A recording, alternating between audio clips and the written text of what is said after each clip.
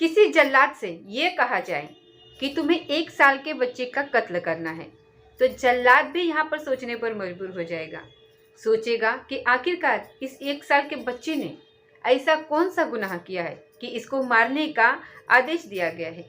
दरअसल आज की कहानी जो मैं आपको सुनाने जा रही हूँ, इस कहानी में एक कातिल होता है और वो कातिल कत्ल करने के लिए जब घर से निकलता है तो वो देखता नहीं है कि आखिरकार कत्ल किसका किसका करना है।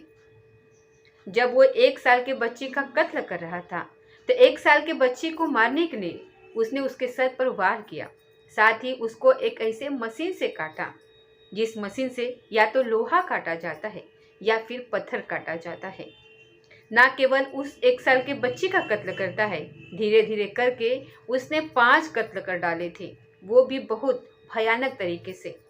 जब इस कत्ल की सूचना पुलिस तक पहुंचती है और पुलिस की टीम मौके पर पहुंचती है, खासकर महिला पुलिस वाली जब वहां पर पहुंचती हैं तो उन लाशों को देख करके उनके रोंगटे खड़े हो जाते हैं, उनके होश खराब हो जाते हैं। कई महिलाएं तो ऐसी होती है वहां पर जो बेहोश हो जाती हैं इस दृश्य को देखने के बाद। आखिरकार एक घटना उस घटना की याद दिलाती है जो उत्तर प्रदेश की राजधानी लखनऊ में लोग नए साल का जश्न मना रहे थे और 1 जनवरी 2025 के सुबह जब लोगों को ये पता चलता है कि एक होटल के अंदर 1-2 नहीं बल्कि 5 महिलाओं का कत्ल हो जाता है और उनका कत्ल करने वाला कोई और नहीं, बाप और बेटे मिलकर ही उनका कत्ल कर देते हैं। दरअसल इस घटना को भी सुनने के बाद आप भी सोचने पर मजबूर हो जाएंगे कि आखिरकार उन छोटू बच्चों ने ऐसी कौन सी गलती की थी जिसको उनको यूं ही मार दिया गया। नमस्कार, स्वागत है आपका हमारे चैनल पर। आज की जो सच्ची घटना मैं आपको सुनाने जा रही हूँ, ये सच्ची घटना है उत्तर प्रदेश के जिला मेरठ का। वहाँ का एक थाना लगता है रुसाई गेट। बात कर रही हूँ 9 जनवरी 2025 की। एक व्यक्ति जिसका नाम असलीम होता है, जो कि इस रिसाड़ी गेट थाना क्षेत्र का समर एक कॉलोनी होती है वहाँ का रहने वाला होता है। वो अपने भाई को काफ़ी देर से फ़ोन कर रहा था, बातचीत करने की कोशिश कर रहा था, लेकिन कोई संपर्क नहीं हो पा रहा था। इसलिए वह हार थक करके अपने ही एक भाई को लेकर के सीधा उसी की कॉलोनी में पहुंच जाता है। लेकिन वो रहता है उसी के पास में एक सुनील गार्डन में। वो वहां जाता है रात के 8:55 पर। भाई को आवाज़ देता है लेकिन उसके घर पर ताला लगा हुआ था। एक ही बड़ा कमरा होता है भाई का, उसी में रसोई होती है, उसी में बाथरूम का अटैच था, उसी में उसका सब कुछ रहना सहना था, लेकिन बाहर से ताला लगा हुआ था। इसलिए उसने रोशनदानी की खिड़की से झांक करके देखने की कोशिश की। फिर उसने जो दृश्य देखा वो देख करके उसकी चीख निकल आती है। दरअसल उसने देखा कि जो सामान घर का है वो चारों तरफ फैला हुआ है और साथ में एक गठरी से बंधी हुई है। उस गठरी से ब्लड बह रहा था। घर में चारों तरफ ब्लड फैला हुआ था। इस बात पर वो चीखने लगता है, चिल्लाने लगता है। उसकी चीख पुकार सुनने के बाद आसपास के जो लोग होते हैं वो आ जाते हैं। छोटा जो भाई उसके साथ आया था उसने देखा तत्काल प्रभाव से और उसने पुलिस को फ़ोन कर दिया। और फिर सैकड़ों लोगों की मौजूदगी में जैसे ही ताला तोड़ के घर के अंदर प्रवेश करते हैं, जो दृश्य उन्होंने देखा वो दृश्य देख करके सभी के होश फाख्ता हो जाते हैं। लोग सोचने पर मजबूर हो जाते हैं। दरअसल उसका भाई जो मोइब उर्फ मुर्मू होता है, जिसकी उम्र लगभग 52 साल के आसपास होती है, वह एक कपड़े के गठरी में बंधा हुआ था और उसको बहुत बुरी तरीके से काटा गया था। ऐसा लग रहा था कि जैसे किसी धारदार हथियार से उसके टुकड़े कर दिए गए हो। इसी बीच में घर में और भी सदस्य रहते हैं। 3 बेटियां होती हैं और उसकी पत्नी होती है। वो कहाँ हैं? जब लोगों ने उनको ढूंढने की कोशिश की, बेड खोला तो बेड के एक बॉक्स में माँ और बेटी होती हैं और दूसरे बॉक्स में छोटी छोटी 2 बच्चियां होती हैं। आखिरकार पुलिस मौके पर पहुंचती है। अब चाहे कमिश्नर हो, एडीजी हो, डीआईजी हो, एसएसपी हो, डीएम हो, तमाम पुलिस अधिकारी वहां मौके पर पहुंचते हैं ये देखने के लिए कि आखिरकार यहाँ पर हुआ क्या है। जब पुलिस इन लाशों को कब्जों में लेती है, पुलिस वाली जब मौके पर मौजूद होती है तो बताया जाता है कि उनको भी उल्टियाँ आनी शुरू हो जाती हैं। वो भी इस दृश्य को, जो भयावह दृश्य था, उसको देखकर कांपने लगती हैं, सोचने पर मजबूर हो जाती हैं ये खबर सोशल मीडिया पर बहुत तेजी के साथ वायरल होने लगती है। रात के लगभग 8:55 के आसपास लोगों को यह पता चलता है कि यहाँ पर कत्ल हुआ है। अब इस कत्ल के बारे में पता चलता है कि 5 हत्याई होती है, जिसमें घर का मुखिया होता है मोइन उर्फ मुमिया, जिसकी उम्र लगभग 52 साल के आसपास होती है। उसकी पत्नी जिसका नाम आसमा होता है, उसकी उम्र 48 साल के आसपास होती है। उसकी बेटी होती है 8 साल की, जिसका नाम अक्सा होता है। एक 2 साल की बेटी हो जिसका नाम अजीजा होता है, और एक 1 साल की बेटी होती है जिसका नाम अबीबा होता है। 5 कत्ल, और उनके लाश को जब कब्जे में लेकर के पुलिस अपना पोस्टमार्टम के लिए भेजती है, और साथ ही ये जानने की कोशिश कर रही थी कि आखिरकार कत्ल क्यों किया और किसने किया और क्या वजह रही होगी। तो एक तरफ तो ये इनका पोस्टमार्टम के लिए लाशें भेजी जाती हैं, और दूसरी तरफ ये जानने की कोशिश की जाती है कि आखिर कौन है ये और कहाँ के रहने वाले हैं। तो पता चलता है कि मेरठ का एक थाना लगता है इठौर, और इठौर का ही एक गांव लगता है शाहजहांपुर। यहाँ 7 भाई होते हैं।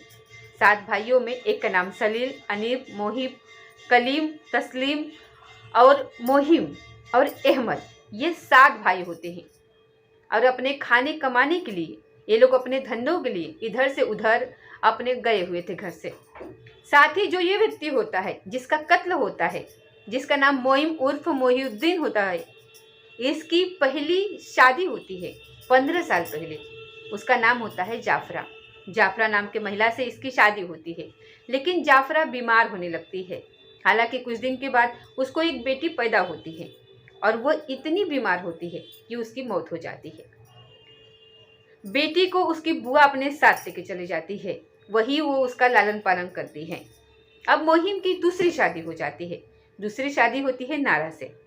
नारा से हर वक्त झगड़ा होता रहता था, इसलिए उसने सोचा कि इससे ज़िंदगी आगे नहीं चल पाएगी, और वो उससे तलाक ले लेता है। वो दोनों यहाँ अलग हो जाते हैं। लेकिन तीसरी शादी का जब प्रस्ताव आता है तो आसमा से प्रस्ताव आता है, लेकिन आसमा पहले से ही शादीशुदा होती है, इसलिए आसमा का भी अपने पति से विवाद रहता था, और बी मोहम्मद से वो तलाक ले लेती है अपने पति से, और इस मुहिम से वो शादी कर लेती है।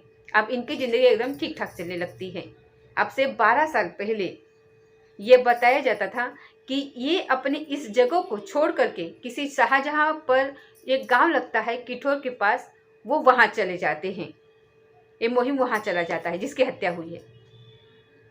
वहां जाकर के वो रहने लगता है, और अपने पत्नी को भी वो यहाँ से साथ लेकर के जाता है। राजमिस्त्री का काम करता था, मेहनती आदमी होता है, और मेहनत करते करते उसने अपना एक घर बनाया, और धीरे धीरे करके उसके 3 बच्चे पैदा हो जाते हैं। पहले बेटी का नाम अक्सा, दूसरे का नाम अजीजा, तीसरी का नाम अबीबा रखता है। लेकिन ये भी बताया जाता है कि इसका एक भाई भी वहाँ पर रहने लगता है बनाए हुए घर पर, और इसके भाई से एक मर्डर हो जाता है, और पुलिस उसको गिरफ्तार कर लेती है। जिस परिवार का मर्डर किया था इसके भाई ने, उस परिवार से इस परिवार की दुश्मनी बन जाती है। अब बताया जाता है कि वो लोग धमकी देते थे इन लोगों को मारने की, पीटने की। इसलिए मोहिनी ने सोचा कि ये यहाँ से सब कुछ छोड़ छाड़ के वो अपने घर, अपने मेरठ वापस चला जाएगा, और यहीं अपने परिवार के साथ वो रहने लगेगा। और इसके लिए उसने जो अपना घर था, उस घर को ये बेच देता है 6 लाख रुपए में, और उसके पास एक पिकअप गाड़ी होती है जिसे वो 3 लाख रुपए में बेचता है, और साथ ही उसके पास 1 लाख रुपए नगद होते हैं। इस हिसाब से उसके पास 10 लाख रुपए होते हैं, और 10 लाख रुपए लेकर के वो यहाँ से निकल जाता है। साथ ही वो अपनी जो छोटा भाई होता है उसके ज़मानत के लिए 4 लाख रुपए की ज़रूरत पड़ती है। तो छोटे भाई की जो पत्नी होती है उसका नाम नजाना होता है। नजाना उसको 4 लाख रुपए की उससे डिमांड करती है कि मुझे अपने पति की ज़मानत वगैरह करानी है, इसीलिए मुझे आप लोग 4 लाख रुपए दे दीजिए। लेकिन इसके बदले में मुहिम उसका जो एक प्लॉट होता है उस प्लॉट को अपने नाम करा लेता है, और मेरठ में ही वो प्लॉट होता है। जो अब लगभग 1.5 महीने पहले बताया जाता है कि जब वो यहाँ आता है, यानी कि जब मेरठ आता है उड़के से, तो यहाँ आने के बाद जो उसके पास पैसे बचे हुए थे, उन पैसों से वो अपना घर बनाना शुरू कर देता है। दिन रात उस घर में काम करवाता है। लगभग 3 मिस्त्री उसमें राजमिस्त्री काम करते हैं, 8 मजदूर काम करते हैं। बहुत तेजी से ये काम चल रहा था। ये बात है 8 जनवरी 2025 की। शाम को मकान पर लिंटर इनका डल जाता है और इसके खुशी के लिए वो आसपास के लोगों को मिठाई भी बांटता था, लेकिन अपने परिवार से वो दूरी बना के रखता है। और जैसे ही मिठाई उठाई बांट करके वो घर आता है और अपने बच्चियों के साथ, अपने पत्नी के साथ वो बड़ा ही खुश था। इसी बीच में वो घर पहुंचता है तो लेकिन अगले दिन वो किसी से कांटेक्ट नहीं करता। पूरे दिन घर वाले, परिवार वाले उससे बातचीत करने की कोशिश करते हैं। अगले दिन यानी कि 9 जनवरी 2025 की रात लगभग 8:55 के आसपास ये पता चलता है कि उसकी किसी ने हत्या कर दी। और जब हत्या के बाद ये पोस्टमार्टम होता है, पोस्टमार्टम से ये पता चलता है तो लगभग 10 वार तो मोहिम के सर पर किए गए थे। 10 से ज़्यादा वार उसके पत्नी अस्मा के सर पर किए गए थे। साथ ही जो उसकी बड़ी वाली बेटी होती है उसका गला दबाकर मार दिया जाता है उसको, और छोटी वाली जो 1 साल की बच्ची होती है उसके सर पर भी वार किए गए थे, और जो 2 साल की बेटी होती है उसके सर पर भी वार किए गए थे। इनके वार करने के बाद जब ये मर जाती है, मरने के बाद पूरा इंतजाम करने के बाद जो कातिल होता है उस कातिल ने कटर मशीन, जिससे कि पत्थर काटा जाता है, जिससे लोहा भी काटा जाता है, उस मशीन का इस्तेमाल किया और उनका गला काटा। उनका गला रेत देता है और गला रेत करके आराम से चला जाता है। अब जैसे ही इस घटनाक्रम के बारे में आसपास के लोगों को पता चलता है, रिश्तेदारों को पता चलता है, तो मौके पर लोग आ जाते हैं और जमघट लगा लेते हैं। हर व्यक्ति यहाँ पर सोचने पर मजबूर हो जाता है। पुलिस इस घटनाक्रम के बारे में जानने की कोशिश करने लगती है कि आखिरकार कत्ल किसने किया है। तभी इस परिवार के ही एक सदस्य आता है और वो कहता है कि इस घटनाक्रम में नजराना का हाथ हो सकता है। नजराना यानी कि जो छोटे भाई की वाइफ होती है। साथ ही उसने एक और व्यक्ति का नाम लिया, जिसका नाम लिया नईम बाबा। नईम बाबा जो कि महाराष्ट्र के नासिक में रह करके तंत्र मंत्र का काम करता है और मरने वाले का रिश्ते में सौतेला भाई लगता है। आखिरकार वो कत्ल क्यों करेगा? तो पुलिस के लिए जब सामने ये बातचीत आती है तो पता चलता है कि नजराना यानी कि जो 4 लाख रुपए की डिमांड करती है, जो इससे लिए थी जमानत कराने के लिए अपने पति के लिए, अहमद जो कि जेल में था, रुड़की में एक जो उसने मर्डर किया था, तो उसी वजह से इसका जो एक प्लॉट होता है वो ही अपने नाम करा करके उसको 4 लाख रुपए दिए थे। तो इसके लिए कहीं ना कहीं इनके परिवार में आपस में विवाद रहने लगता है और इस विवाद के चलते नजराना ने अपने जेठ के साथ मिल करके, साथ ही एक और व्यक्ति के साथ मिल करके, यानी कि 3 लोगों के साथ मिल करके इस घटनाक्रम को अंजाम दिया था। हालांकि पुलिस अभी किसी ठोस नतीजे पर नहीं पहुंची है, लेकिन ये बताया जाता है कि जिस नईम बाबा का नाम सामने आता है, दरअसल नईम बाबा नाम का जो व्यक्ति है वो 10 साल पहले अपने ही बेटे, जिसका नाम अब्दुल्ला होता है, उसको छोड़ छाड़ के यहाँ से चला जाता है सीधा नासिक, जो कि महाराष्ट्र में लगता है। वहाँ तंत्र मंत्र विद्या का काम करता है। ये वहाँ का कुछ क्रिमिनल टाइप का व्यक्ति होता है।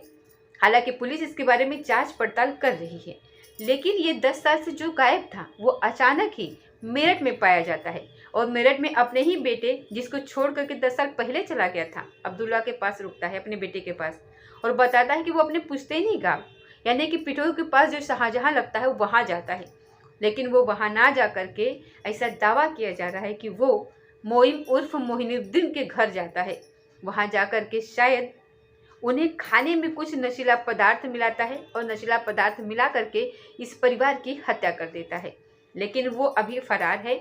पुलिस उसको गिरफ्तार करने के लिए लगातार कोशिश कर रही है। जब ये भाग रहा होता है, यानी कि इस घटनाक्रम के बाद जब पुलिस इसको तलाश करती है तो उसने अपना मोबाइल नंबर स्विच ऑफ कर लिया है और साथ ही में वो अपने साले यानी कि सलमान के साथ मौके पर भी पाया जाता है, ऐसा दावा किया जाता है। हालांकि पुलिस अभी किसी ठोस नतीजे पर नहीं पहुंची है, लेकिन ये बताया जा रहा है कि इसमें तंत्र मंत्र का जो काम करने वाला नईम जो बाबा है वो कहीं न कहीं इस पूरे हत्याकांड में शामिल हो सकता है। यदि उसने ही ये हत्याकांड किया है तो क्यों किया है, ये भी एक बड़ा सवाल उठ रहा है। जैसे ही इस घटनाक्रम के बारे में लोगों को पता चलता है तो लोगों को यकीन नहीं हो रहा था कि आखिरकार कोई कातिल इतना बड़ा कत्ल, इतनी बड़ी घटनाक्रम को अंजाम कैसे दे सकता है। जो इस जिले के एसएसपी है विपिन टाटा, वो कहते हैं कि अभी कुछ ऐसे सबूत जुटाए जा रहे हैं और जल्दी इस घटनाक्रम का खुलासा कर दिया जाएगा। जैसे ही इस घटनाक्रम का खुलासा किया जाएगा वैसे ही हम आपको जानकारी यहाँ पर देंगे कि आखिरकार इस घटनाक्रम के, इस हत्याक्रम के पीछे इसकी असली वजह क्या है और क्यों किया गया है। हालांकि अभी प्रथम दृश्य सीसीटीवी कैमरे, जो फॉरेंसिक टीम होती है, वो तमाम इन चीज़ों के माध्यम से ये पूरी पुख्ता जानकारी जुटाने की कोशिश कर रही है कि इस हत्याकांड में किसी अपने ने ही इस घटनाक्रम को अंजाम दिया है, क्योंकि वो आसानी से घर में गया हुआ था और आसानी से कत्ल करके पूरे घटनाक्रम को अंजाम देने के बाद वो आसानी से चुपचाप वहाँ से निकल भी आया था और इसको किसी को कुछ यहाँ से पता नहीं चलता है। दोस्तों, इस पूरे घटनाक्रम को सुनाने का उद्देश्य किसी को परेशान करना नहीं है, किसी का दिल दुखाना नहीं है, बल्कि आपको जागरूक करना है, आपको सचेत करना है। तो साथ ही में यहाँ पर आपको थोड़ी सी कंफ्यूजन हो गई होगी, तो यहाँ पर मैं क्लियर कर दूँ कि जो इसके भाई की पत्नी थी और जो इस पर शक किया जा रहा है इसके कत्ल करने का, तो वो वही पत्नी है जो इनके साथ इन्होंने अपना घर बनाया और घर बनाने के बाद ये रह रहे थे, लेकिन एक अपने भाई को इन्होंने साथ रखा हुआ था और इसके भाई ने कत्ल किया था। और इसके भाई ने कत्ल किया था तो कत्ल तो साबित हो गया, तो फिर इसको सज़ा हो जाती है, इसके भाई को सज़ा हो जाती है, तो ये तो जेल चला जाता है। लेकिन जिसका कत्ल किया था उसके घर वाले इन लोगों से जो है कि वो विवाद रखने लगते हैं, धमकियाँ देते हैं मारने की। तो फिर ये यहाँ से घर छोड़ के चला जाता है, यहाँ से अपने गाँव। जब अपने गांव चला जाता है वहाँ पर, तो वहाँ जाने के बाद अपना घर बनवाता है, यहाँ सब कुछ बेच बाच के। तो वहाँ जब घर बनवाता है तो यू जिसकी पत्नी यहाँ पर, जिस भाई यहाँ पर रह रहा था इसके साथ, जिसने कत्ल किया था, उसके पत्नी ने इससे 4 लाख रुपए मांगे अपने पति के ज़मानत के लिए। तो इसने उसको 4 लाख रुपए दे दिए उसके ज़मानत के लिए, लेकिन उस 4 लाख के बदले उसका एक फ्लैट था वहाँ पर, वो इसने ले लिया था। और इसी के चलते यहाँ पर यो की कंफ्यूजन चालू हुआ था, यहाँ दुश्मनी चालू हो गई थी, क्योंकि 4 लाख रुपए आजकल जानते हैं ना पैसे का क्या मैटर है। पैसे दे दी तो पैसे दे दो, लेकिन आप पैसे वापस मत लो, उसकी वजह से कोई चीज़ मत लो। तो यहाँ पर या इसी दुश्मनियाँ तो हमारे देश में होती ही रहती है। यहाँ पर जो इसने इसको उसके पैसे के बदले जो प्लॉट लिया था, इसी के बदले इन लोगों का कुछ अपना में जो चल रहा था, इसी की वजह से ये मर्डर हुआ है, ऐसी संभावना जाहिर की जा रही है। तो आगे जैसे भी यहाँ पर घटना सामने आती है, हम आपको पूरी कहानी ज़रूर बताएंगे और क्यों किया है, कत्ल कैसे किया है, पूरी जानकारी आपको अगले वीडियो में ज़रूर बताएंगे। तो चलिए मिलते हैं अगली किसी सच्ची घटना के साथ, तब तक जय हिंद, जय भारत।